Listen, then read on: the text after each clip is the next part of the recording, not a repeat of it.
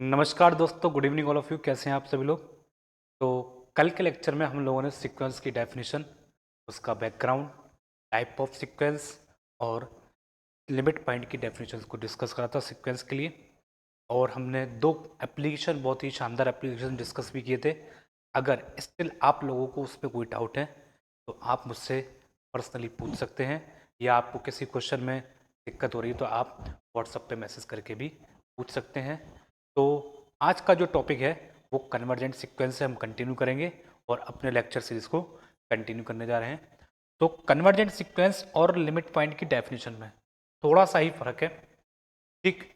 तो convergent sequence में जो लिमिट पॉइंट होता है वो अपना यूनिक रहता है, लेकिन जब हम लिमिट पॉइंट निकालने जाते हैं तो जरूरी नहीं है कि वो यूनिक रहे, एक से ज़्यादा लिमिट पॉइंट भी आ सकते हैं। जैसे कि हमारे जो कल के एग्जाम्पल थे, आप उन्हीं से ही देख सकते हैं कि जब आपने इस क्वेश्चन को डिस्कस किया था तो इसके हमारे पास दो लिमिट पॉइंट निकल कर आए थे, 1 और -1।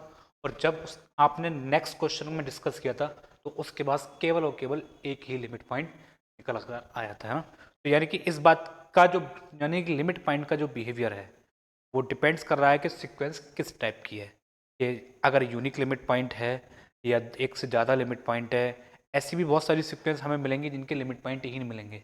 जैसे फॉर एन एग्जांपल आप ले सकते हैं सीक्वेंस ऑफ नेचुरल नंबर, इसके पास कोई भी लिमिट पॉइंट नहीं है। तो टोटली लिमिट पॉइंट का जो बिहेवियर है वो डिपेंड्स कर रहा है किसके ऊपर, सीक्वेंस के ऊपर, है ना। तो बात करते हैं हम वापस अपनी कन्वर्जेंट सीक्वेंस की। तो कन्वर्जेंट सीक्वेंस बहुत ही सिंपल डेफिनेशन है। A sequence an is said to be convergent to a real number L if for any epsilon greater than 0 हमें एक नेचुरल नंबर मिलना चाहिए सच दैट जो सीक्वेंस और लिमिट पॉइंट के बीच की डिस्टेंस को कम करता हो। तो यहाँ जो L जो है वो एक्चुअली में रियल नंबर, कौन सा रियल नंबर है? एक लिमिट पॉइंट है, यानी जहाँ पर सीक्वेंस जाने की कोशिश कर रही है। और ऐसा तब होना चाहिए जब उस n के बाद जो हमने बताया existence of this natural number after onwards, onwards इस नेचुरल नंबर के बाद ये वाली बात सही होनी चाहिए, ठीक है। तो और इसी चीज को हम मैथमेटिकली फिर बाद में सिंपलेस्ट फॉर्म में limiting value n tending to infinity A N is equal to L. तो कल जो हम डायरेक्ट यहाँ पर n टेंडिंग टू इन्फिनिटी का जो बिहेवियर लगा रहे थे इस क्वेश्चन में, ये वाला, इस क्वेश्चन में हमने direct n tending to infinity रख के लिमिट कितनी निकाल दी थी? 0 निकाल दी थी। तो वो जो डायरेक्ट डेफिनेशन है वो कन्वर्जेंट की ही डेफिनेशन है, तो हम वहां पर कन्वर्जेंट मानकर इसको लगा रहे थे। तो लिमिट पॉइंट में हमें उस तरीके से नहीं करना है, सिंपली बस यहाँ पर हम प्रॉपर डेफिनेशन भी लगा सकते हैं और लिमिट डायरेक्ट लगा कर भी निकाल सकते हैं, है ना। तो यानी कि इस डेफिनेशन को और थोड़ा सा डिटेल में देखने की कोशिश करें तो ये ग्राफिकली या पिक्चरली हमें कैसी दिखेगी। मान लो हमारे पास कोई सीक्वेंस ए एन है, वो इस तरीके से यहाँ से चलना शुरू करी, तो वो जंप मारती हुई जंप मारती हुई इस तरीके से जाएगी, तो एल कहीं ना कहीं एक नंबर होगा। तो एन एक ऐसा इंस्टेंट है, मान लिया वो इंस्टेंट ये है एन। इसके बाद सीक्वेंस की जितनी भी टर्म है वो एल माइनस एप्सिलॉन से एल प्लस एप्सिलॉन के बीच में बाउंड होने वाली।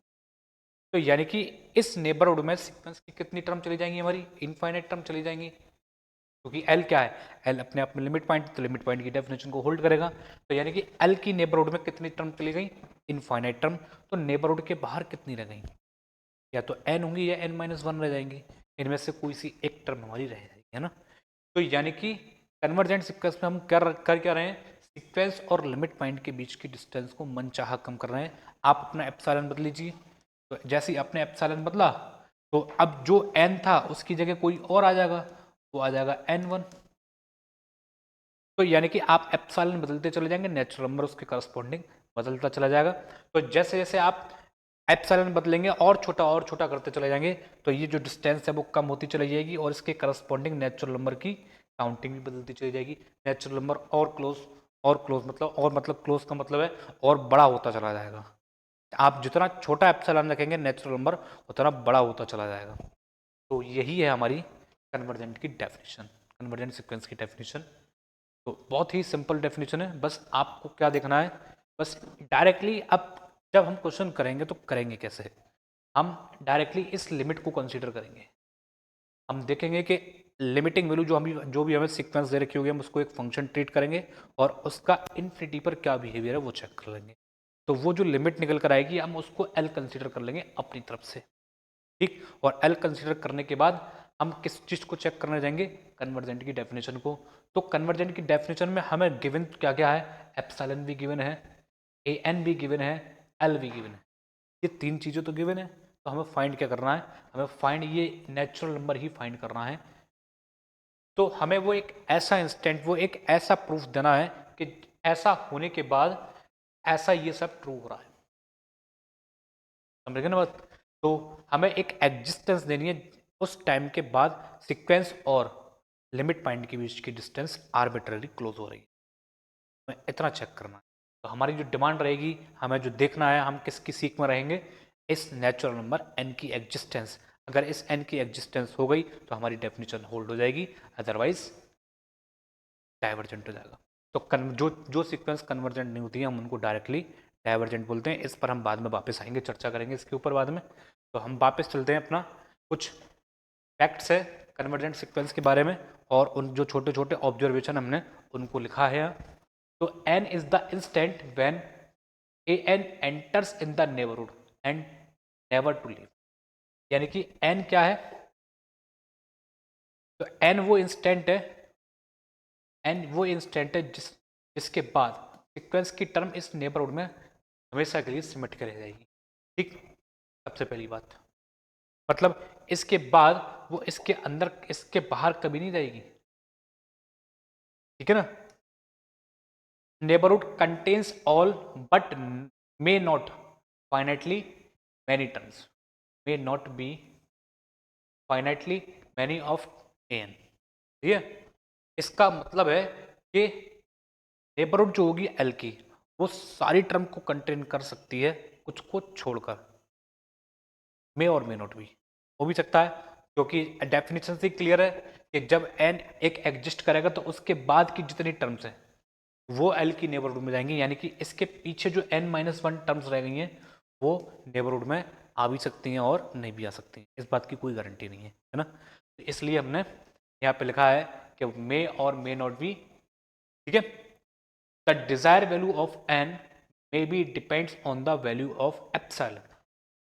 तो आप जैसे जैसे एप्सिलॉन का मान बदलेंगे तो ये वाली जो चीज़ है, थर्ड पॉइंट जो है, वो आप जब क्वेश्चन करेंगे उससे समझ में आएगा कि ये क्यों लिखा गया है, ठीक है। The desire value of n may be depends on the value of epsilon, ठीक है। आप एप्सिलॉन चेंज करेंगे n की वैल्यू चेंज होती हुई चली जाएगी। एंड चौथा जो लास्ट इंपॉर्टेंट पॉइंट है, ये जो पॉइंट है वो सीरीज के लिए ट्रू नहीं है, केवल और केवल सीक्वेंस के लिए ट्रू है। Removing, changing, adding a finite number of terms in a sequence does not affect the convergence of sequence, ठीक है। जैसे ये कोई सीक्वेंस है, इसने चलना शुरू करा यहाँ से, ठीक, और मान लिया कि ये नंबर इस पे जाके एल पे जा रही है, इसके पीछे आप कितनी भी टर्म जोड़ दो उससे क्या फर्क पड़ रहा है, इसकी कन्वर्जेंस पे कोई इफेक्ट नहीं पड़ रहा ना। आप इसमें से इतनी और हटा दो तब भी क्या फर्क पड़ रहा है, कोई फर्क नहीं पड़ रहा हमें। तो यही लिखा है हमने, removing, changing, adding a finite number of terms in a sequence does not effect the convergence of sequence, ठीक। ये चार छोटे छोटे पॉइंट है, बहुत ही ऑब्जर्वेशन वाले पॉइंट है, ज़्यादा प्रेशर लेने की जरूरत नहीं है। अब ये कह रहा है कि show that this limit A N, तो ए एन जो है हमारी यहाँ पर कितनी है, 1/n है, और converges to 0।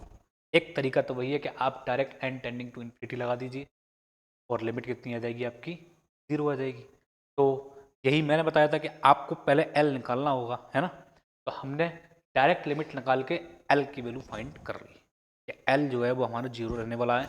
n A N हमें गिवन है 1/n, तो अब एप्सिलॉन भी हमें गिवन है। एप्सिलॉन क्या है, एप्सिलॉन तो कोई भी पॉजिटिव नंबर है, कोई भी पॉजिटिव मतलब 0 से बड़ा, है ना, और जितना आप सोच रहे हैं उससे छोटा एप्सिलॉन।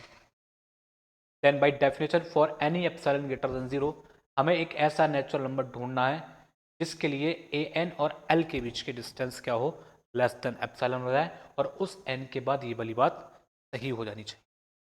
तो हम तलाश किस तलाश में है, इस कैपिटल एन की तलाश में है ना, जो नेचुरल नंबर में बिलोंग कर रहा है। अब हमारे पास ए एन गिवन है, एल गिवन है, ठीक। हमने उन दोनों के बीच की डिस्टेंस निकाल ली। क्या देखकर निकाली, क्योंकि हमें ए एन और एल के बीच की डिस्टेंस किससे छोटी करनी है, आर्बिट्री नंबर एप्सिलॉन से छोटी करनी है। क्योंकि जब ये आर्बिट्ररी स्मॉल होगा तो एप्सिलॉन टेंडिंग टू जीरो, इसका मतलब क्या होगा, ए एन और एल के बीच की डिस्टेंस क्या होगी, जीरो पे टेंड करना शुरू कर देगी। जब जीरो पे टेंड करना शुरू करेगी इसका मतलब क्या होगा, ए एन जो होगा वो एल के बहुत ज़्यादा नज़दीक हो जाएगा एकदम, है ना। तो यानी कि ए एन कहाँ पर जाने की कोशिश कर रहा है, एल के पास जाने की कोशिश कर रहा है। तो we want, but A N और एल के बीच की डिस्टेंस कितनी आ गई, 1/n। But what we want के ए एन और एल के बीच की डिस्टेंस क्या हो जाए, एप्सिलॉन से छोटी हो जाए, यानी कि 1/n किससे छोटा हो जाए, एप्सिलॉन से छोटा हो जाए। यानी कि तो यहाँ से n, स्मॉल n जो आया है वो किससे बड़ा हो जाए, 1/एप्सिलॉन से बड़ा हो जाए। तो अब आपके पास दो चॉइस हैं, एक तो ये है कि आप अब जैसे आपने एप्सिलॉन को मान लिया, एप्सिलॉन इज इक्वल टू 0.12, 0.0000012 मान लिया, ठीक है। तो अब ये 10 की पावर में तो है नहीं, मल्टीपल में, तो ये लगभग लगभग कितना हो गया, जो भी आएगा उसके अपन 1000 हो जाएगा, 12 तो आप तो मान लो एप्सिलॉन कितना है, सिंपली 0.00012 है, यानी कि एप्सिलॉन इज इक्वल टू कितना, 0.00012 डिवाइडेड बाई 1,000,000, ठीक है। कितने जीरो आ गए हमारे पास, 5। तो यानी कि एप्सिलॉन, तो 1/एप्सिलॉन कितना हो जाएगा, 10⁵ अब पूरी पॉसिबिलिटी है, हो सकता है कि ये नंबर 12 से डिविजिबल हो जाए कम्प्लीटली। अगर नहीं होता है तब उस केस में क्या होगा, नंबर फ्रैक्शन में जाएगा या डेसिमल में जाएगा। तब उस केस में हम ढूंढने किसको जा रहे हैं, नेचुरल नंबर को, लेकिन ये तो नेचुरल नंबर बनने को ही तैयार नहीं है। तो आपकी डिमांड क्या है कि ये n से बड़ा और इक्वल हो, लेकिन n की वैल्यू किससे बड़ी है, 1/एप्सिलॉन से बड़ी है। तो क्या कर सकता है, ये ज़्यादा से ज़्यादा 1/n बन सकता है, मतलब 1/एप्सिलॉन पूरा क्या बन जाएगा, n बन जाएगा, यस और नो। तो लेकिन n क्या है, n तो बिलोंग करता है नेचुरल नंबर में, अब ये तो नेचुरल नंबर बनने को ही तैयार नहीं है। तब उस केस में हमने क्या कर दिया, इसका ग्रेटेस्ट इंटीजर उठा लिया। तो ग्रेटेस्ट इंटीजर क्या करेगा, इसके करस्पॉन्डिंग जो भी इंटीजर होगा पीछे वाला उसको पकड़ लेगा, और उसमें मैंने एक 1 जोड़ दिया। तो अगर हमारा डिज़ायर n हमें 1/एप्सिलॉन से मिल जाता है तब तो कोई दिक्कत ही नहीं है, लेकिन उसके बाद जो भी नेचुरल नंबर होगा वो इस डेफिनेशन को तो होल्ड करता ही होगा, तो मैंने इसलिए वहाँ पर उसको +1 कर दिया। तो टोटल बिहेवियर जो डिपेंड कर रहा है वो किसके ऊपर डिपेंड कर रहा है, 1/एप्सिलॉन के ऊपर डिपेंड कर रहा है। अगर तुम इंटीजर बन जाते हो तब तो हमें कोई दिक्कत ही नहीं है, हमारे पास जाने की ज़रूरत नहीं है, हम डायरेक्ट में क्या बना देंगे, कैपिटल N बना देंगे। अगर नहीं बनते हो तो हम तुम्हें इस तरीके से बना देंगे। तो यानी कि ओवरऑल हमें दोनों केसों में क्या मिलेगा, एक नेचुरल नंबर मिलकर तैयार हो जाएगा। तब यानी कि तो हम ढूंढ किसको रहे थे, इसी को तो ढूंढ रहे हैं। एक बार तुम्हारी एग्जिस्टेंस हो गई, हमारा काम हो गया।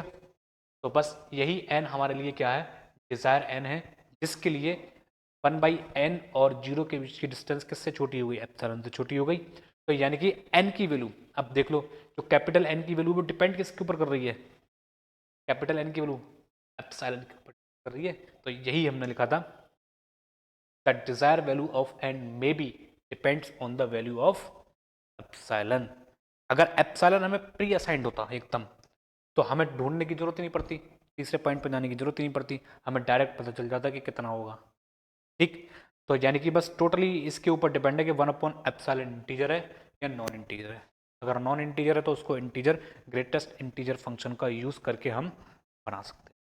तो ऐसा हमने चूज़ कर लिया, तो 1/n की लिमिटिंग वैल्यू कहाँ चली गई, 0 के पास चली गई। तो यानी कि an कहाँ पे कन्वर्स करना शुरू कर दिया, हमने लिख दिया है कि ये जो सिंबल हमने बना रखा है ऊपर, वो किसके लिए बना रखा है, ग्रेटेस्ट इंटीजर फंक्शन के लिए हमने बना रखा है। क्लियर है बात। अगला जो क्वेश्चन है, show that the sequence A N n+1/n is monotonically decreasing या मोनोटोनिक डिक्रीजिंग सीक्वेंस। एकदम सिंपल है। तो मोनोटोनिक डिक्रीजिंग सीक्वेंस के बारे में हम स्टार्टिंग में डिस्कस कर चुके थे टाइप ऑफ सीक्वेंस में। ये रहा मोनोटोनिक डिक्रीजिंग सीक्वेंस। आने वाली अगली टर्म जो होगी वो प्रीसीडिंग टर्म से छोटी या इक्वल रहनी चाहिए। यानी कि अगर इसी की बात करें तो हमारे पास an+1 माइनस an का जो डिफरेंस रहने वाला है वो लेस देन इक्वल टू जो रहने वाला है। Is this clear. तो वो जो रहेगा वो हमारा लेस देन इक्वल टू 0 रहने वाला है। तो हम इसी चीज़ का फैक्ट का यूज़ करके इसको मोनोटोनिकली डिक्रीजिंग अपना शो करेंगे।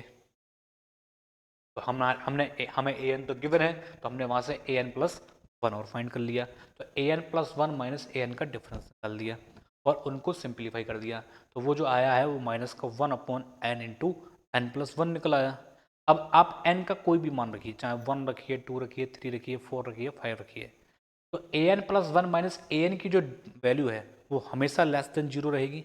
जब हमेशा लेस देन जीरो रहेगी इसका मतलब क्या है, तो यानी कि ये चीज़ हम फॉर ऑल एन के लिए ट्रू है। इसका मतलब क्या है, आने वाली अगली टर्म पिछली टर्म से या तो छोटी है या इक्वल है यहाँ से, लेकिन डायरेक्टली कितना आ रहा है, छोटी छोटी आ रही है, स्ट्रिक्टली डिक्रीजिंग आ रही है ना। तो हमने ओवरऑल हम कह देंगे कि sequence A N is monotonic decreasing या मोनोटोनिकली डिक्रीजिंग या strictly decreasing. Is this clear, है ना। आगे बढ़े, अगला question, show that this sequence is monotonically increasing. बिल्कुल जैसा पिछला क्वेश्चन है सेम उसी मैनर में करना है। हमने ए एन लिख लिया, ए एन प्लस वन लिख लिया, उन दोनों का डिफरेंस निकाल दिया और उनको सॉल्व कर दिया। ठीक, तो हमें पता चला कि इतना डिफरेंस निकल कर आया है। तो अब आप यहाँ पे n बराबर one two three four five कुछ भी रखिए, ये वैल्यू कभी भी क्या नहीं हो सकती, जीरो तो बन नहीं सकती। हमेशा क्या रहेगी, पॉजिटिव रहेगी, चाहे कितनी भी छोटी क्यों ना हो जाए n टेंडिंग टू इन्फिनिटी पर, लेकिन क्या नहीं हो सकती, जीरो नहीं हो सकती। n टेंडिंग टू इन्फिनिटी पे इसका बिहेवियर क्या होगा, टेंडिंग टू जीरो हो जाएगा, लेकिन ये कभी भी टर्म आपस में इक्वल नहीं होंगी। तो इससे क्या पता चल रहा है कि ए N plus one minus A N का जो डिफरेंस रहेगा हर नेचुरल नंबर के लिए कैसा रहने वाला है, पॉजिटिव रहने वाला है। यानी कि आने वाली अगली टर्म पिछली टर्म से क्या सी है, बड़ी है, बड़ी है। तो देयरफॉर हम कह सकते हैं कि ए एन जो है वो एक मोनोटोनिकली इंक्रीजिंग है या इंक्रीजिंग सीक्वेंस या स्ट्रिक्टली इंक्रीजिंग। क्लियर है बात, आगे बढ़े। अब ये थ्योरम है, ये थ्योरम फ्रिक्वेंटली पेपरों में आती रहती हैं, चाहे आपके मिड टर्म एग्जाम हो, चाहे आपके यूनिवर्सिटी के एग्जाम हो, ये फ्रिक्वेंटली पूछते रहते हैं शॉर्ट क्वेश्चंस में। और बहुत ही सरल थ्योरम है एकदम, कि every convergent sequence is bounded. बहुत सिंपल है एकदम, अगर कोई भी सीक्वेंस कन्वर्जेंट है तो वो बाउंडेड होगी बट नॉट कन्वर्सली। मतलब कन्वर्सली का मतलब है कि अगर कोई सीक्वेंस बाउंडेड है तो इस बात की कोई गारंटी नहीं है वो कन्वर्जेंट हो। ठीक, तो let A N be the convergent sequence. तब हमें शो क्या करना होगा कि ए एन अपने आप में एक बाउंडेड सीक्वेंस है। तो बाई डेफिनेशन हमने कन्वर्जेंट की डेफिनेशन यहाँ पर यूज कर ली है। For any epsilon greater than zero there exist a natural number n belongs to n such that the distance between a and l is less than epsilon for all on n onwards n। मतलब एक time के बाद जो convergent की definition है वो hold हो रही है, यानी कि ए एन और एल के बीच की डिस्टेंस आर्बिट्रेरी क्लोज हो रही है। तब यानी कि इसका मतलब क्या है, ए एन, तो बाई ट्रायंगल इनइक्वालिटी, तो ये जो होगा ए एन की जो टर्म होंगी वो एल माइनस एप्सिलॉन से बड़ी होंगी और एल प्लस एप्सिलॉन से छोटी रहेंगी। कब, जब इनके पास। तो अब बात आती है कि चलो ठीक है कि इस टर्म के बाद जितनी भी सीक्वेंस है वो इसमें आ गई, लेकिन इनके पीछे की सीक्वेंस कहाँ गई, जो पीछे की हमारी n माइनस वन टर्म बची है वो कहाँ जाएंगी, तो वो भी तो कहीं ना कहीं होंगी ना। तो हमने मान लिया कि वो जो टर्म बची है हमारे पास कौन कौन सी हैं, a1 a2 a3 a4 से लेके कहाँ तक, an माइनस वन तक। ठीक, हम ये मान के चल रहे हैं कि an वाली टर्म भी इसी के अंदर आ गई है। ठीक है, क्योंकि यहाँ पर हम इक्वलिटी मान के चल रहे हैं, तो ए एन वाली टर्म भी इसी के अंदर आ जाएगी अपने आप ऑटोमेटिकली। तो यहाँ पे कौन कौन सी टर्म होगी, ए एन प्लस वन, ए एन प्लस टू, ए एन प्लस थ्री से लेके एंड सो ऑन, जितनी अनंत इनफाइनाइट टर्म्स हैं वो सब की सब किस में है, इसी नेबरहुड में है। ठीक, तो अब हमने मान लिया कि अब हमारे पास क्योंकि सीक्वेंस कन्वर्जेंट है तो उसका A one A two A three सब चीज़ होंगी। तो अब हमने A one A two A three से लेके ए एन सबको एक साथ पिक कर लिया, और सबसे छोटी टर्म जो है ए एन की वो कितनी होगी, एल माइनस एप्सिलॉन से पीछे नहीं हो सकती। इनमें जो सबसे छोटा होगा, लेकिन उससे पहले हम इस एप्सिलॉन को फिक्स करेंगे, क्योंकि इस बात की कोई गारंटी नहीं, क्योंकि एप्सिलॉन क्या है, एप्सिलॉन तो अपनी वैल्यू बदलता रहेगा। जब एप्सिलॉन बदलता रहेगा तो पता ही नहीं चलेगा इनमें सबसे छोटी वैल्यू कौन है। वो ए वन भी हो सकती है, ए टू भी हो सकती है, ए थ्री भी हो सकती है, ए एन माइनस वन में से कोई भी हो सकती है, क्या पता खुद एल माइनस एप्सिलॉन हो। अगर एप्सिलॉन अपना बिहेवियर चेंज करेगा तो क्या पता एल माइनस एप्सिलॉन से छोटी इनमें से कोई और एक हो जाए, तो उसके बिहाफ पर ये वैल्यू बदलता रहेगा। तो हम क्या करेंगे, एप्सिलॉन को अपनी तरफ से फिक्स कर लेंगे। आपके मन में जो नंबर आए इस बार, epsilon one two three four five जो मन आया वॉट एवर आप रख दीजिए, 1/2, 1/3, 1/10, आपके मन में जो आए वो रख लीजिए, बस आप एप्सिलॉन को फिक्स कर लीजिए। तब उस केस में इनमें जो सबसे मिनिमम होगा, तो सबसे छोटी वैल्यू होगी इस पूरी टर्म में, वो हमने उसको मान लिया कि स्मॉल है। ठीक, यानी कि कोई भी टर्म इससे छोटी नहीं होगी और कोई भी टर्म एल प्लस एप्सिलॉन से ऊपर नहीं जा सकती आफ्टर एंड ऑनवर्ड्स, लेकिन A1, A2, A3 तो जा सकते हैं ना, क्या पता मान लो ये एल की नेबरहुड है, एल माइनस एप्सिलॉन और ये एल प्लस एप्सिलॉन, क्या पता A2 यहीं पे मिलता हो, A1 यहाँ पे मिलता हो, A3 यहाँ पे मिलता हो, A4 यहाँ पे निकल के फिर जंप मार के A5 इधर आ गया हो, ठीक है ना, कुछ भी हो सकता है, तो हमें नहीं पता क्या है। एप्सिलॉन को फिक्स करने के बाद हमने मान लिया कि इनमें जो सबसे बड़ी होगी उसको हम m मान लेंगे। इसका मतलब क्या है, m जो होगा वो सारी टर्म से या तो बड़ा होगा या इक्वल होगा फॉर ऑल n, और ऐसी स्मॉल m जो होगा वो क्या होगा, यानी कि वो सारी टर्म से बड़ा और इक्वल होगा, और कैपिटल M से क्या होगी, सारी कैपिटल M सारी टर्म से बड़ा इक्वल होगा।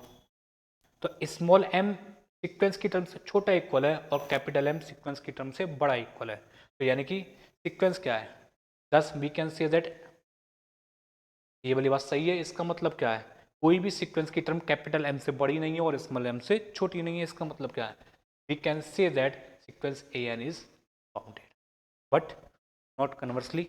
तो ये जो सीक्वेंस है इसके पास एक से ज़्यादा लिमिट पॉइंट है, तो अगली जो थ्योरम है कि एक से ज़्यादा लिमिट पॉइंट आएंगे तो वो सीक्वेंस कभी भी क्या नहीं बन सकती, कन्वर्जेंट नहीं हो सकती। तो क्योंकि इसके पास एक से ज़्यादा लिमिट पॉइंट है इसलिए ये कन्वर्जेंट नहीं है ना। तो अगली जो थ्योरम है वो यही है कि every convergent sequence has a unique limit point. ठीक, एकदम बहुत ही सिंपल थ्योरम है और पेपर में इन दोनों में से कोई ना कोई चलती रहती है, और अगर इनमें से कुछ नहीं आता है तो एप्लीकेशंस आती हैं फिर क्वेश्चंस। ठीक, तो हमने मान लिया कि an कन्वर्जेंट सीक्वेंस है और L1 L2 उसके दो लिमिट पॉइंट है। ठीक, कोई दिक्कत नहीं है। तो हमें शो क्या करना है कि L1 और L2 दोनों आपस में कैसे हैं, इक्वल है। ठीक है, तो bye definition of convergent sequence L1 के लिए हम कन्वर्जेंट सीक्वेंस की डेफिनेशन लगा रहे हैं, और उसके according for any epsilon greater than 0 there exist एक पर्टिकुलर n1 मिलेगा, जिसके लिए ये वाली डेफिनेशन ट्रू होगी। जब जो चीज़ एप्सिलॉन से छोटी है तो वो एप्सिलॉन क्या है, एप्सिलॉन तो पॉजिटिव नंबर है, तो एप्सिलॉन बाई 2 भी क्या होगा, पॉजिटिव नंबर, तो वो अपने एप्सिलॉन बाई 2 से भी छोटी हो जाएगी ऑटोमेटिकली, है ना। और ऐसे ही हमने सेम डेफिनेशन किसके लिए लगा दी, L2 के लिए, for any epsilon greater than 0 n2 belongs to n such that an is less than L2 and less than epsilon by 2, sorry an minus L2 की जो डिस्टेंस है वो एप्सिलॉन बाई 2 से छोटी हो जाएगी for all n onwards n2। ठीक, तो हम इसमें क्या कर सकते हैं, ठीक है, हम क्या कर सकते हैं, अब देखो, यानी कि an सीक्वेंस सेम है लेकिन L1 यहाँ है, L2 यहाँ है, तो L1 के करस्पॉन्डिंग N1 यहाँ मिलेगा और मान लो N2 यहाँ मिल गया। ठीक, ऐसे करके, लेकिन सीक्वेंस तो सेम है, तो हम क्या करेंगे, N1 और N2 में जो मैक्सिमम होगा उसको कंसिडर कर लेंगे, क्योंकि an यहाँ से चलना शुरू करेगी तो वो L1 के पास भी जाके कन्वर्स करेगी और L2 के पास भी जाके कन्वर्स करेगी। तो हम एक ऐसा सुटेबल n ले लेंगे जिसके लिए सीक्वेंस दोनों पे एक साथ कन्वर्स कर जाए, है ना। तो let n be the maximum of n1 and n2, और मैक्सिमम लेने के बाद सीक्वेंस क्या होगी, एक साथ दोनों पे कन्वर्स कर जाएगी। तो an और L1 के बीच की डिस्टेंस क्या होगी, एप्सिलॉन बाई 2, ऑल्सो an और L2 के बीच की डिस्टेंस भी किससे छोटी हो जाएगी, एप्सिलॉन बाई 2 से। और ऐसा कब होगा, जब ऑल n ऑनवर्ड्स क्या हो, n हो। ठीक है, नाउ L1 और L2 के बीच की डिस्टेंस निकाल दी। अगर L1 और L2 यूनिक नहीं है तो उनके बीच की डिस्टेंस क्या रहेगी, ग्रेटर देन 0 रहेगी। अगर L1 L2 पॉजिटिव है, सॉरी इक्वल है, तो उनके बीच की जो डिस्टेंस रहेगी वो क्या हो जाएगी, टेंडिंग टू 0, मतलब L1 और L2 आपस में क्या हो जाएंगे फिर इक्वल। तो कोई बात नहीं, L1 माइनस L2 हमने कंसिडर कर लिया, तो एक an जोड़ लिया और एक an आपस में घटा लिया और इनको सिंप्लीफाई कर लिया, और बाई ट्रायंगल इनक्वालिटी लगाकर L1 minus L2 is less than equal to an minus L1 और an माइनस L2। ठीक है, और इस इक्वेशन नंबर 3 का यूज़ कर लिया। इक्वेशन नंबर 3 कब होल्ड होती है, जब वो n जो n से बड़े हैं और इक्वल है, कैपिटल N से, है ना, जो नेचुरल नंबर एक।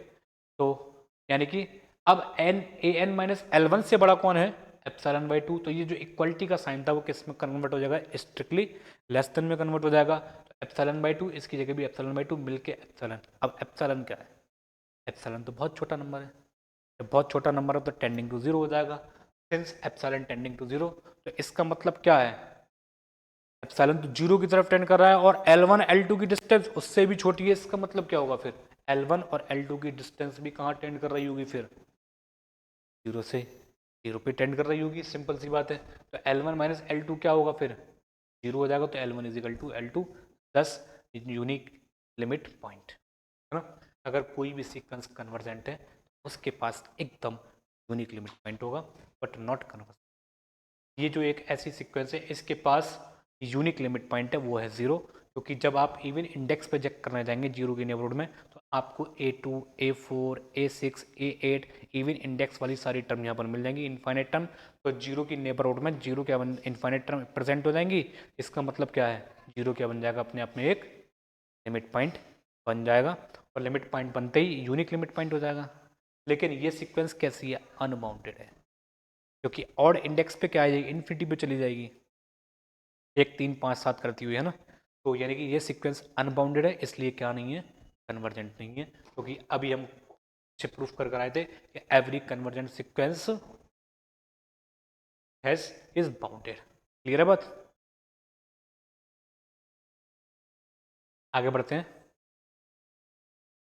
डाइवर्जेंट सीक्वेंस, तो इसकी डेफिनेशन के बारे में पहले बता चुके थे कि जो सीक्वेंस कन्वर्जेंट नहीं होती उनको हम डाइवर्जेंट बोलते हैं। लेकिन कुछ लोगों को कन्फ्यूज़न है, कुछ ऑथर कहते हैं कि डाइवर्जेंट सीक्वेंस अलग है, ऑसिलेटिंग सीक्वेंस अलग है। तो मैं उनको बता दूं, ऑसिलेटिंग सीक्वेंस एक पार्ट है डाइवर्जेंट का ही। हमारे सिलेबस में केवल दो ही, हमारे दिमाग में केवल दो ही चीज़ रहनी चाहिए, कन्वर्जेंट या डाइवर्जेंट। जो कन्वर्जेंट नहीं है वो डायरेक्टली डाइवर्जेंट है, ठीक। तो कोई आपको कंफ्यूज करे कि भाई ऑसिलेटिंग एक अलग सीक्वेंस है, तो वो आप उसकी बात को कुछ देर के लिए मान लीजिए, उसके बाद भूल जाइए, ठीक। तो ऑसिलेटिंग भी सब डाइवर्जेंट सीक्वेंस में जाती हैं। A sequence which is not convergent is called divergent, ठीक। सिंपल डेफिनेशन, एकदम वेल डिफाइंड डेफिनेशन। जो कन्वर्जेंट नहीं वो डाइवर्जेंट। तो सिंपली, तो जो अनबाउंडेड हो या जिनके एक से ज़्यादा लिमिट पॉइंट आते हों तो कौन हो जाएंगी, डाइवर्जेंट। इसके दो लिमिट पॉइंट है इसलिए डाइवर्जेंट, इसका लिमिट पॉइंट ही नहीं है, लिमिट सीधी इन्फिनिटी जा रही है इसलिए डाइवर्जेंट। इसके लिमिट पॉइंट है -1 to 1, इसके पास इनफाइनाइट लिमिट पॉइंट है इसलिए ये सीक्वेंस क्या हो जाएंगी, डाइवर्जेंट। ठीक है। अब एग्जांपल, कॉची सीक्वेंस बहुत ही अच्छी है। तो बात करें कॉची सीक्वेंस को बताने से पहले एक बार कन्वर्जन सीक्वेंस पे वापस आते हैं और हमने वहाँ पे जो डिस्कस किया था उसको एक बार और रिकॉल करते हैं, जिसकी मदद से हमारा कॉची सीक्वेंस को समझना और भी आसान हो जाएगा। तो कन्वर्जेंट सीक्वेंस में हम कर क्या रहे हैं, सीक्वेंस और लिमिट पॉइंट के बीच की डिस्टेंस को कम कर रहे हैं। यानी कि यहाँ पर बिना लिमिट पॉइंट के कन्वर्जेंट सीक्वेंस की डेफिनेशन को लगाना पॉसिबल ही नहीं है ना। लेकिन कॉशी ने क्या करा था, सबसे पहले आई कॉशी की सीक्वेंस ही थी, फंडामेंटल सीक्वेंस बोलते हैं हम इसको, ठीक। तो कॉची सीक्वेंस इन्होंने क्या करके दिखाया था कि without knowing the limit point you can what, without knowing the limit point you can reduce the distance between two arbitrary terms after a certain time। यानी कि आप कॉशी सीक्वेंस में एक टाइम के बाद किसी भी दो टर्म की लार्ज वैल्यू पर, लार्ज वैल्यू ऑफ इन्फिनिटी पर, ठीक है ना, लार्ज वैल्यू ऑफ एम और एन और एम, वहाँ पर जाके आप उनके दो टर्म के बीच के डिस्टेंस को आर्बिट्ररी क्लोज कर सकते, ये कॉशी सीक्वेंस थी। तो for a sequence A N is said to be Cauchy if for each epsilon greater than 0 there exists a n belonging to n such that the distance between the two terms a n and a m is less than epsilon। मतलब एक time के बाद दो term के बीच की distance क्या हो, आर्बिट्ररी क्लोज होना शुरू हो जाए। ऐसी चीज़ों को हमने किस क्या नाम दे दिया है, कॉशी सीक्वेंस नाम दिया है।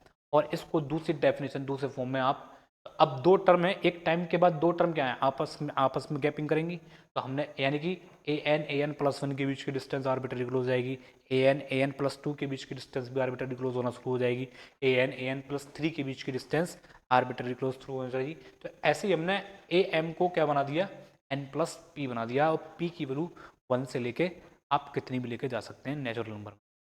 ठीक, तो ये दूसरी अनदर फॉर्म है कॉची सीक्वेंस की। ठीक है, तो मोस्टली सबसे ज़्यादा यूज होती है वो यही डेफिनेशन यूज होती है कॉची सीक्वेंस के लिए। ठीक है, आगे बढ़ते हैं।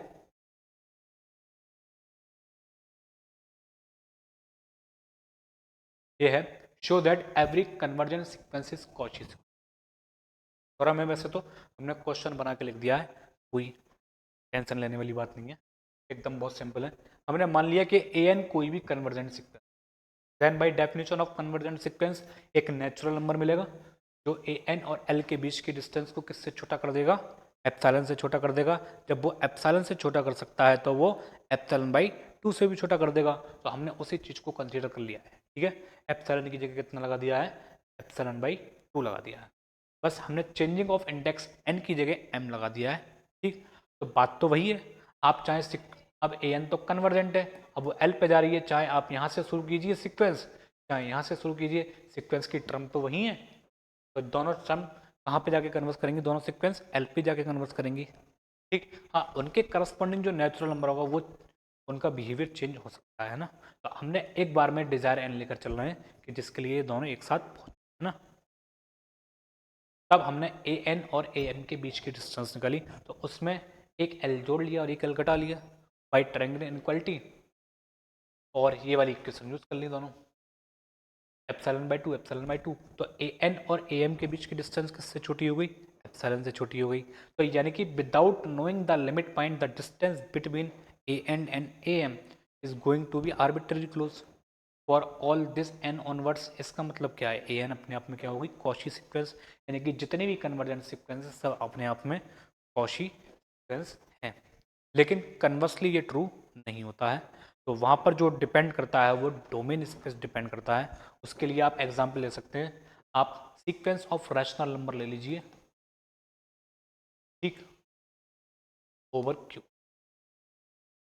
ठीक है, आप इसका लिमिट पॉइंट निकालेंगे, इसका जो लिमिट निकल कर आएगा ये सीक्वेंस ई आएगा, लेकिन ई जो है वो डोमेन स्पेस का एलिमेंट ही नहीं है।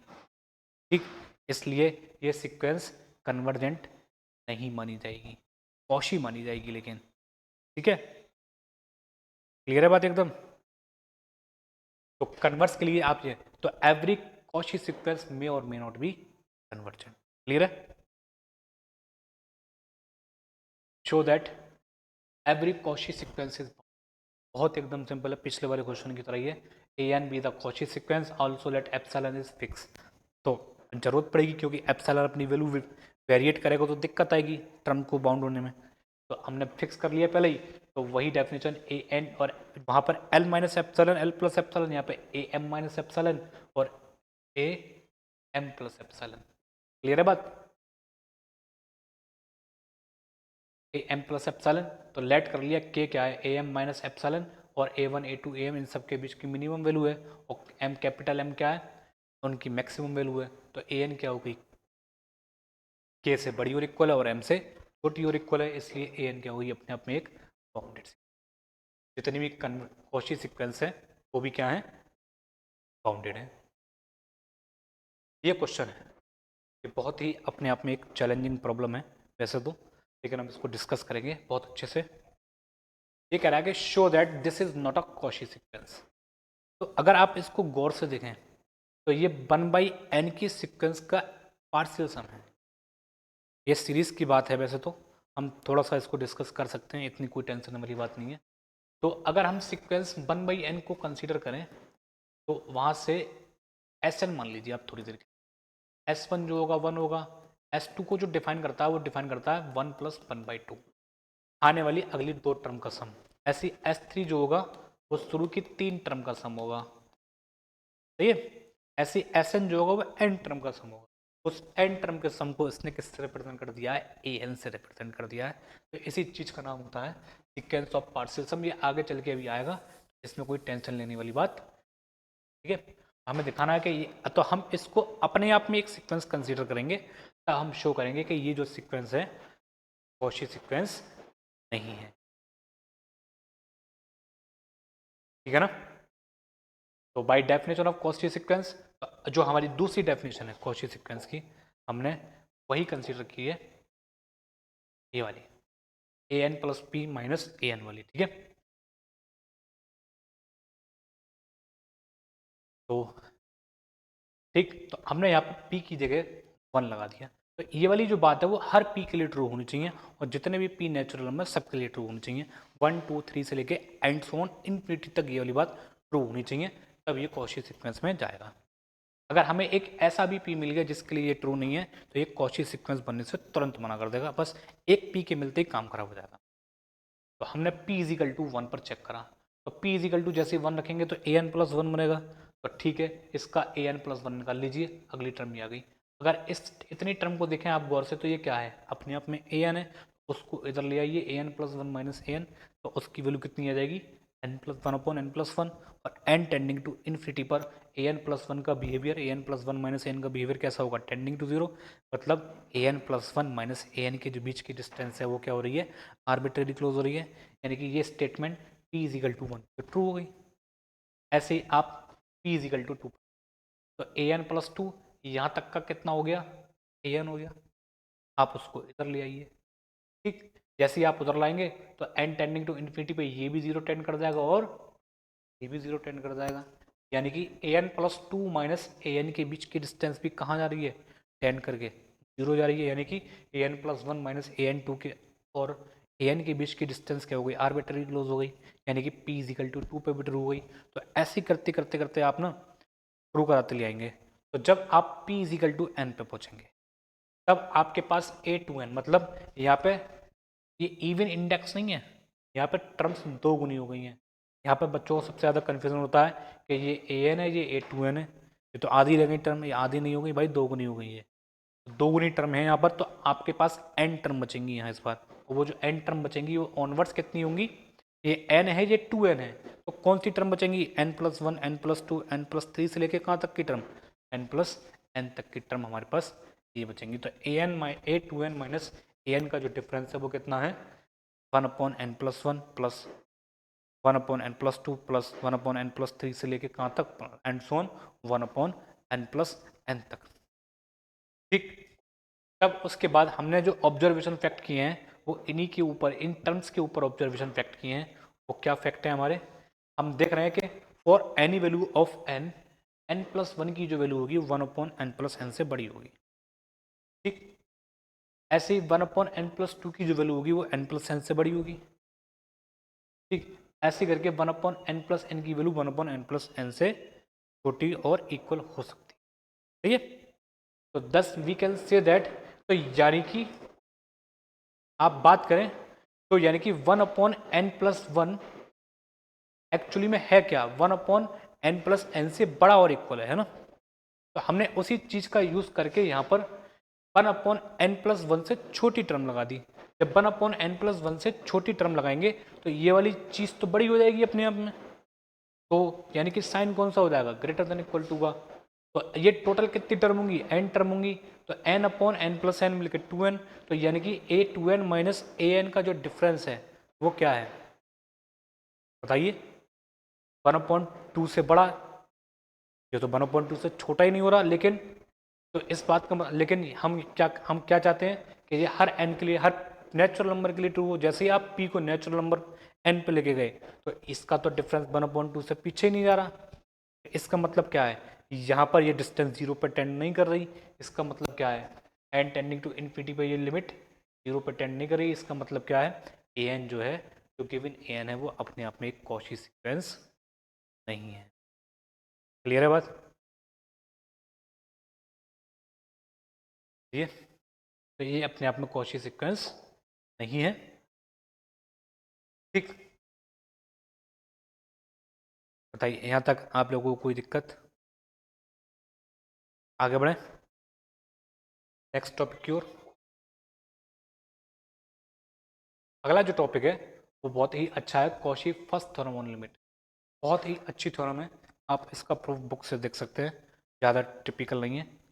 ठीक, तो इसके अकॉर्डिंग क्या था, अगर कोई भी सीक्वेंस ए एन एल पे कन्वर्स करती, ठीक, तो उसका जो अर्थमेटिक मीन है समांतर माध्य ए एन प्लस ए वन प्लस ए टू प्लस से लेके ए एन अपॉन एन, वो भी एल पे कन्वर्स।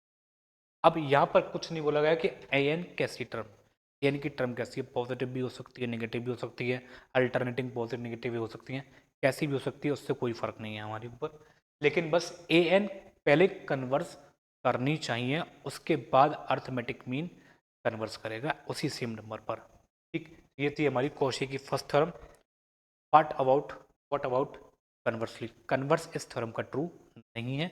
उसके लिए आप -1 की पावर एन सीक्वेंस का अर्थमेटिक मीन निकाल लीजिए, या तो वो 0 पे कन्वर्स करेगा या वो 1 पे कन्वर्स करता होगा।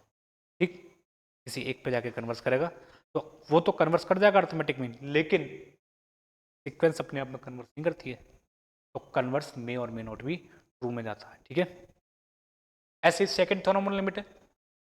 एक्चुअली में सेकंड थ्योरम लिमिट ये नहीं होती है, कुछ और होती है, लेकिन बुक्स में ये दे रखी है। सेकंड थ्योरम लिमिट जो है वो हमारा ये मोस्ट इंपॉर्टेंट रिजल्ट करके जो लिखा गया है ये होता है। सही है, ये है हमारा मोस्ट इंपॉर्टेंट रिजल्ट, यही हमारी सेकंड थ्योरम लिमिट होती है एक्चुअली में, लेकिन बुक में इस तरीके से दे रखा है तो हमने इसी को कंसिडर कर लिया है। ठीक है, कॉशी सेकंड थ्योरम लिमिट, इसके अकॉर्डिंग पहले सीक्वेंस पॉजिटिव टर्म होनी चाहिए। जब हमने अर्थमेटिक मीन की बात करी है तो भाई ज्योमेट्रिक मीन कहाँ जाएगा, वो भी आएगा कहीं ना कहीं से। तो ज्योमेट्रिक मीन तभी डिफाइन होता है 11th क्लास में हम पढ़ते हैं, हम गुणोत्तर माध्य जब ए और बी पॉजिटिव नंबर हो, है ना। तो अब एन टर्म के ऊपर यहाँ पे गुणोत्तर माध्य गया, बस उतना ही फर्क है। तो ए एन क्या है, पॉजिटिव टर्म होनी चाहिए और ए एन कन्वर्स करनी चाहिए, तब उसका जो ज्योमेट्रिक मीन होगा सेम नंबर एल पे कन्वर्स करेगा। ये हमारी कॉशी ने सेकंड थ्योरम दी थी। ठीक, इसका भी प्रूफ बहुत आसान है। इसका प्रूफ करने के लिए आपको कॉशी फर्स्ट थ्योरम का प्रूफ आना चाहिए पहले। ठीक है, तो ज़्यादातर पेपर में कॉशी सेकंड थ्योरम का प्रूफ पूछा जाता है, आप इसको प्रूफ कीजिए। तो जिसको फर्स्ट का प्रूफ आता होगा वही सेकंड का कर पाएगा। ठीक है, एकदम सिंपल है। लास्ट में जाके आप फर्स्ट थ्योरम का यूज़ करेंगे प्रूफ करने के लिए, बस स्टेटमेंट का इंपॉर्टेंट रिजल्ट। तो अगर ए एन कोई पॉजिटिव टर्म है और limiting value A N upon A N plus N L के बराबर है, तो ए एन की पावर 1/n की जो लिमिट होगी वो 1/l के बराबर हो जाएगी। यानी कि सिंपली कहने का मतलब है, अगर अगर इसको अभी थोड़ी देर के लिए भूलना है तो रिजल्ट जो एक्चुअली में कहता है कि limiting value N tending to infinity पर ए एन की पावर 1/n बराबर होता है limiting value N tending to infinity A N plus 1 upon A N के बराबर।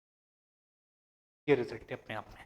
ठीक, आप इनकी लिमिट को स्वैप कर दीजिए, तो वो भी 1/l वो भी 1/l हो जाएगी, दोनों आपस में कैसी हो जाएंगी, बराबर हो जाएंगी। तो यही थी हमारी कॉशी सेकंड थ्योरम लिमिट। ठीक, आगे चल के सीरीज में ये strong and weak relation in root test and ratio test बनता है, तो ये आगे की बात है सीरीज की बात, सीरीज में जाके इसको हम डिस्कस करेंगे डिटेल में। ठीक है, अभी फिलहाल के लिए हमें इतना ही याद रखना है कि अगर ए एन पॉजिटिव टर्म है और अगर A N upon A N plus 1 की लिमिट निकल सकती है, तो उसकी पावर 1/n करने पर जो A N upon A N plus 1 की लिमिट होगी वो उसका रेसिप्रोकल है।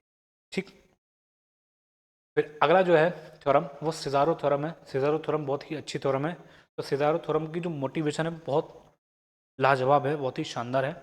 तो सिजारो थ्योरम में करते क्या है, इनको आइडिया आया कहाँ से सिजारो को, तो जैसे हमारी एलजेब्रा होती है सीक्वेंस की, तो उसमें हम ए एन और बी एन का लेते हैं, वहाँ पर हम कंसीडर करके चलते हैं कि ए एन और बी एन दो कन्वर्जेंट सीक्वेंस हैं।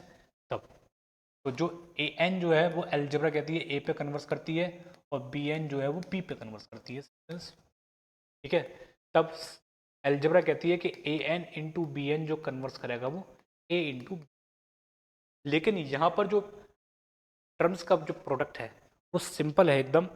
ए वन का मल्टीप्लीकेशन बी वन से है, ए टू का मल्टीप्लीकेशन बी टू से है, ए थ्री का मल्टीप्लीकेशन बी थ्री से है, टपल वाइज है ए वन। तो A I is multiply with B I, लेकिन सिजारो ने ऐसा कुछ नहीं करा। सिजारो ने इनको जिगजैग रखा। कैसे रखा, कि मान लीजिए आपके पास ये कुछ इस तरीके से लिखे जाए, सिजारो ने क्या किया, A one A two A three ऐसे करके टर्म लिखी और an-1 और an, ऐसे ही b1 b2 b3 लिखी, bn-1 और तो a1 की मल्टीप्लाई करी b1 से, a2 की मल्टीप्लाई करी bn-1 से, सही है। और ऐसे ही an की मल्टीप्लाई करी b1 से, an-1 की करी b2 से। तो इस तरीके से उन्होंने क्रॉस मल्टीप्लाई करी, जिगजैग बना दिया इसको, तो जिगजैग कन्वर्जेंस कराई थी। तब उन्होंने प्रूफ किया है कि आप उनके टर्म्स को आगे पीछे स्वैप कर दीजिए, सफल कर दीजिए, तो उसके बाद भी वो a इंटू बी पे कन्वर्ट, तो इसलिए इनके रिजल्ट को इम्पोर्टेंट माना गया है। सही है। तो ये अलजेब्रा ऑफ सीक्वेंस से थोड़ा सा डिफरेंट था, उन्होंने प्रूफ करके दिखाया, बकायदा पूरा प्रूफ दिया है, ठीक है। तो वो a इंटू बी पे जाके कन्वर्ट करती है। अब अगली जो है स्टॉल्स थ्योरम, ये हमारे सिलेबस में नहीं है, लेकिन मैं फिर भी बता देता हूँ, ये one of the most applicable theorem है। जब कोई भी क्वेश्चन ना तो फर्स्ट थ्योरम से होगा, ना सेकंड थ्योरम से होगा, और ना ही कॉची सीक्वेंस उस पर लग रही होगी, ना ही कन्वर्जेंट की डेफिनेशन लग रही होगी, आपके सारे जो पैतरे होंगे सब फिल हो जाएंगे, ठीक है। ना ही कॉची फर्स्ट थ्योरम लगेगी, ना सेकंड थ्योरम, ना ये मोस्ट इंपॉर्टेंट रेट लग रहा होगा, ना ही सिजारो थ्योरम लग रही होगी। तब लास्ट में जाके केवल और केवल एक ही थ्योरम काम करती है, और उसका नाम है स्टॉल्स थ्योरम। ये one of the most powerful theorem in sequence है। तो इनके अकॉर्डिंग ज़्यादा डिटेल में नहीं पढ़ना चाहेंगे इसको, ठीक। If an and bn are two sequences such that bn is strictly monotone and unbounded होनी चाहिए उसमें, अगर ऐसा लिमिट एग्जिस्ट कर गया तो वो an अपॉन bn की लिमिट की एग्जिस्टेंस कराता है। तो पेपर में जो एग्जिस्टेंस पूछता है वो इसकी एग्जिस्टेंस पूछता है, तब हम इसकी लिमिट की, तो इसकी एग्जिस्टेंस चेक करने की बजाय हम ये चेक करते हैं, अगर ये लिमिट l आ गई तो इसकी लिमिट भी l होगी। ये सॉरी स्टॉल्स थ्योरम का स्टेटमेंट है, one of the most powerful theorem है ये, ठीक। और ये हमारे सिलेबस में नहीं है बीएससी के, बस आप लोगों को नॉलेज के लिए लिख दी गई है, ठीक है। पता होना चाहिए कि हाँ ऐसी भी एक थ्योरम है, ठीक। अब चलते हैं, अगली जो थ्योरम है वो है मोनोटोन कन्वर्जेंस थ्योरम, ठीक। मोनोटोन कन्वर्जेंस थ्योरम है, इसमें क्या करते हैं, इसमें इसके दो स्टेटमेंट हैं और दोनों स्टेटमेंट बहुत ही शानदार हैं।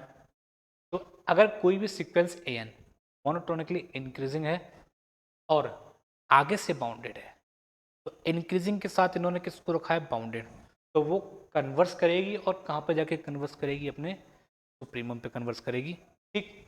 और अगर कोई सीक्वेंस मोनोटोनिकली डिक्रीजिंग है तो वो बाउंडेड बिलो होनी चाहिए, अगर बाउंडेड बिलो हो गई तो वो सीक्वेंस कन्वर्स कर जाएगी अपनी इनफिनिमम वैल्यू।